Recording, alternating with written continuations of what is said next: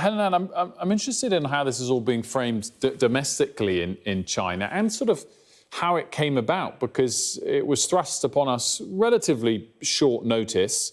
And if the Foreign Secretary is being tough, as he seemed to allude to when you spoke to him earlier, is he being welcomed by the national media in China for arriving there, or criticised?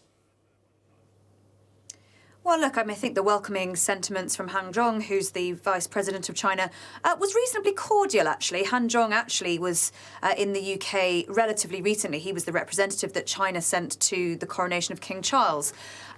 It's actually important to emphasise, though, that in the sort of pecking order, if you like, of foreign dignitaries, foreign leaders, foreign secretaries who have been through Beijing in recent months, the UK is relatively low down that pecking order.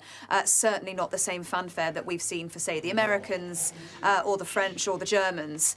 And I think that's relatively telling. But look, James Cleverly comes here walking a very, very fine line. It's been 5 years since the last Foreign Secretary was here, and this place has changed enormously in that time, and the UK's relationship with it has changed enormously in that time.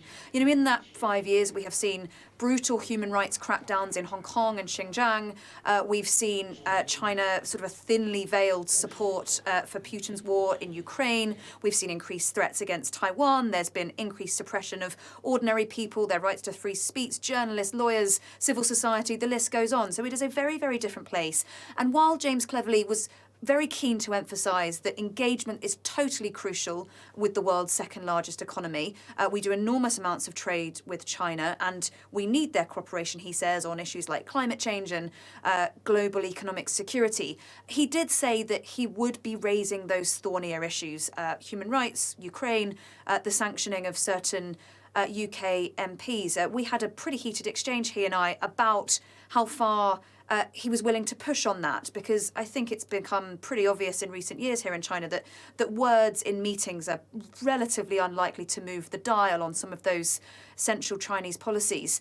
But look, I think he also comes here under a bit of a veil of criticism from back at home, not least from hawks within his own party who'd like to see a much harder line on China, but from more broad quarters as well. There was an absolutely scathing report from the Intelligence and Security Committee just last month that described UK government policy towards China as inadequate and inconsistent. There was a report from the Foreign Affairs Committee last night that also said that the approach has been relatively inconsistent. There's been lots of warnings from spy agencies about it. And the accusation is that while China plans, years and decades in advance and is very strategic, the UK, on the other hand, has done a lot of flip-flopping in recent years, high-profile disagreements on even what we should call China. Is it a threat? Is it a challenge? Is it a hostile state? So I think those accusations of inconsistency and short-termism really follow him here. I think he's here to seek a bit of a reset after all of that I've just described.